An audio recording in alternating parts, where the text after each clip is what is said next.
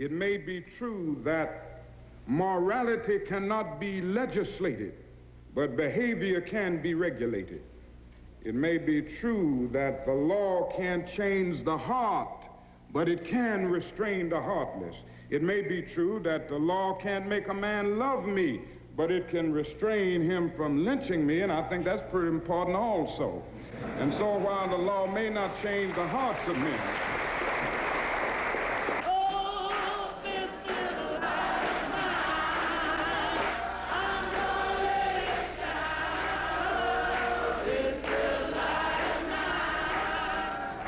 the black movement King led was an idea whose time had come.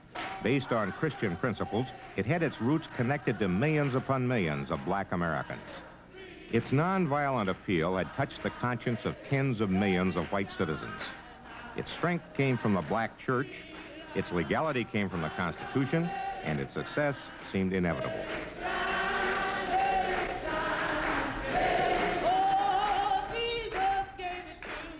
Yet this movement was constantly under surveillance by the FBI, by the CIA to a limited degree, and by Army intelligence. So long as King led the black movement, the rhetoric of the extremists was just that, inflammatory, but not strong enough to be a real danger. We've got to turn our backs on this country.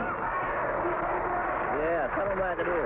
This country has never cared about black people. That's right. They don't give two damns about us. And all of us always turn around worrying about what's good for America, what's good later for America, what's good for black people. That's what we want. Yeah. The day of Martin Luther King's nonviolence has come to an end.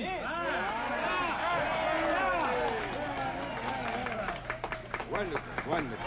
Go ahead. I'm an old black brother whose father was a branded slave, whose daddy was born the day that Robert E. Lee surrendered at Appomattox Courthouse on April 19th in 1965. And I never agreed with nonviolence completely. And I told Martin Luther King that 2 months ago, and he denied it. But I got 3 witnesses right here in this audience who were there when he said, "My day's finished." Martin Luther King came to Bimini to tell me, "My day's finished." He didn't have to tell me. I knew it, baby. I don't know where my good friend Adam Clayton Powell got that quote or that impression. I've never said to him or to anybody that I'm ready to discard nonviolence. I am more unready to discard it now than ever before because I don't see any moral or practical justification for a violent campaign. Morally, I'm concerned about creating the beloved community, and I don't think you can create the beloved community engaging in guerrilla warfare with each other. This next document is one which at first the FBI denied it had sent. It's a letter that a black person is supposed to have written to King earlier than 1968. The FBI made up this poison pen note, and years later, when the agency released the document, large sections were blacked out. It's an invitation to King to commit suicide. King, look into your heart. You know you are a complete fraud and a great liability to all of us Negroes. King, like all frauds, your end is approaching. You are done. Your Nobel Prize will not save you. The church organizations that have been helping, Protestant, Catholic, and Jews, will know you for what you are, an evil, abnormal beast. King, there is only one thing left for you to do. You know what it is. There is but one way out for you. You better take it before your filthy, abnormal, fraudulent self is bared to the nation. On April 3rd, King went to Memphis, where he was met by a few more documents. King, Special LSUS Marshal, Yes. Western District, Tennessee. Show you my identification. This is Dr. Avenatti. How do you do? You Deputy Marshal? Yes. Yes, You Deputy Marshal? Yes, I'm I Dr. am. Avenatti. Dr. Avenatti, how are you? Good to Fine, see thank you. Sir. Yes, sir. Now, who do you have there? We have temporary restraining order, and I'm going to give each of you a copy are the restraining order and the complaint that is attached. Dr. King, is your copy? Hosea Williams, he's out. Oh, here you are, thank you. Reverend James Orange. Is it Reverend Abernathy? That's right. Reverend Ralph D. Abernathy? That's right. And Reverend Lee, Bernard Lee. Reverend Bernard Lee. And you say that the... Reverend Bevel would be wait a minute, in... this is Lee. This is one for Lee here. This is Bevel. Bevel. Now, you're Abernathy. No, I'm Let's get the picture. The legal papers were an attempt to enjoin King from leading a garbage man strike. Under King's rule of nonviolence, he intended to disregard the papers, lead the strike, and go to jail. On the evening of April 4th, it all became unimportant. At 7:10 this evening, Martin Luther King was shot in Tennessee. This was to be a gala occasion for a little Negro college from Mississippi appearing in Carnegie Hall with the great Duke Ellington. Martin Luther King, 20 minutes ago, died.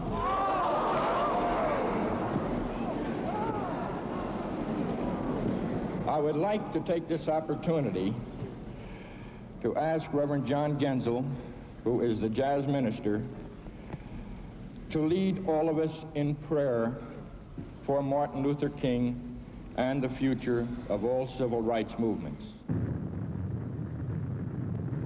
Ironically, the death of the prophet of nonviolence set off the worst outbreak of arson, looting, and criminal activity in the nation's history. 168 cities rioted, 2,600 fires, over 21,000 people were injured. The death of Martin Luther King was taken as a signal by many blacks that nonviolence was not the way to counter the white conspiracy against blacks.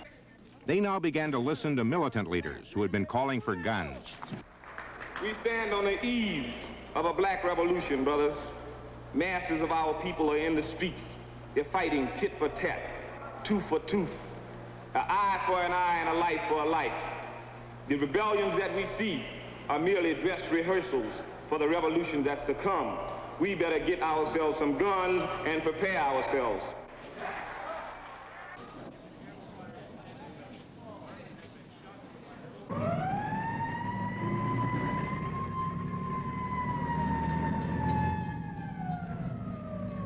The camera's eye caught looters.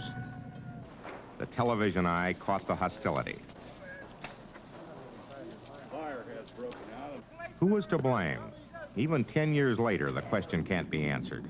At the time, there were quick answers. The governor of Maryland was absolutely certain that these fires in Baltimore were caused not by black rage, but by a black conspiracy led by black agitators. Spiro Agnew called black middle-class leaders into his office and accused them of being part of the conspiracy. I've said this to you, and I threw down the gauntlet to you. I repudiate white racists. Do you repudiate black racists? Are you willing, as I am willing to repudiate the white racists, are you willing to repudiate the Carmichaels and the Graham? Answer me, answer me. Do you repudiate Rap Brown and Stokely Carmichael? Do you? Do you? Agnew's toughness caught the eye of Richard Nixon. The Chicago police force, whatever else its shortcomings may have been, realized that the death of Martin Luther King had touched something deep in black people. The Chicago police acted with discretion, but the mayor of Chicago was disappointed with his cops. He rebuked them publicly. I said to him very emphatically and very definitely that an order be issued immediately under his signature to shoot to kill any arsonist or anyone with a Molotov cocktail in their hand in Chicago, to fire a building because they're potential murderers, and to issue a police order to shoot, to maim, or cripple anyone looting.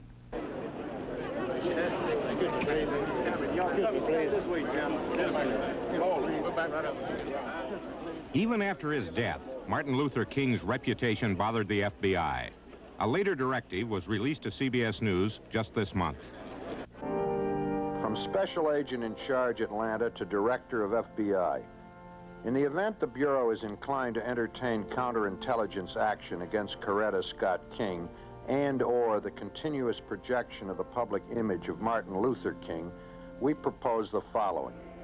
FBI headquarters replied, From Director FBI to SAC Atlanta, the Bureau does not desire counterintelligence action against Coretta King of the nature you suggest at this time.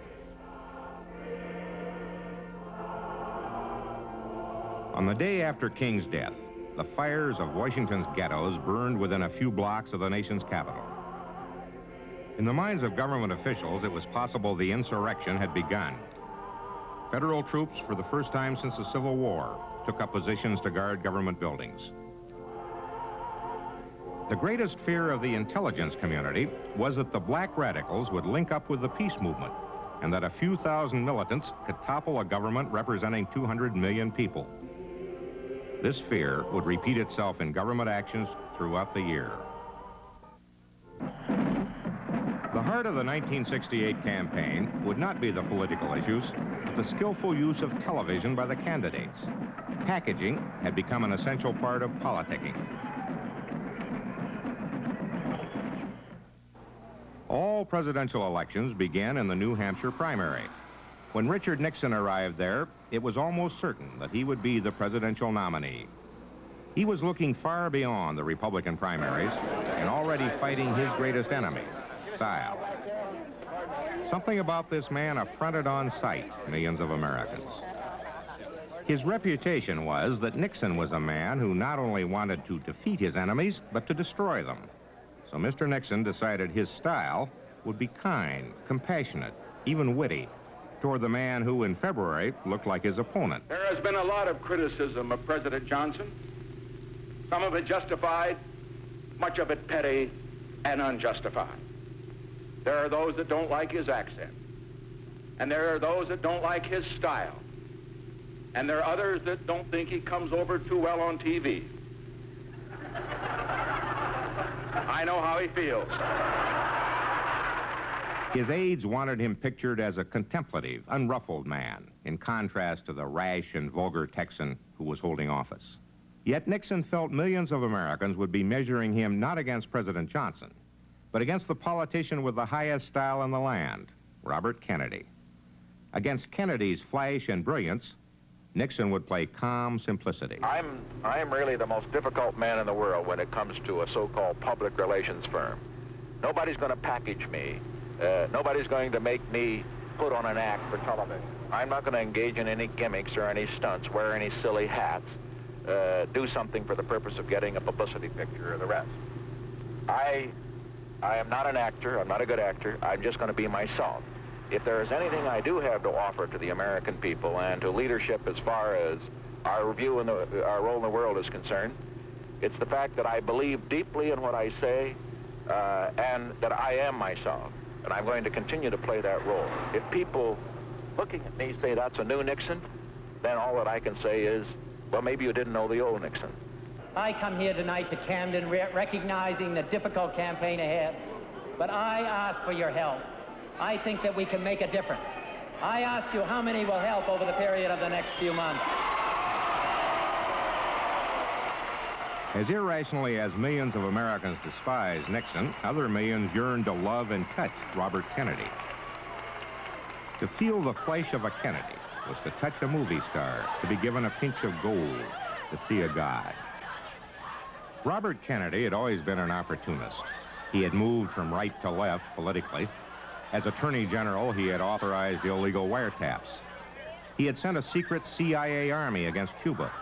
He lived wealthy, but walked the ghettos for votes.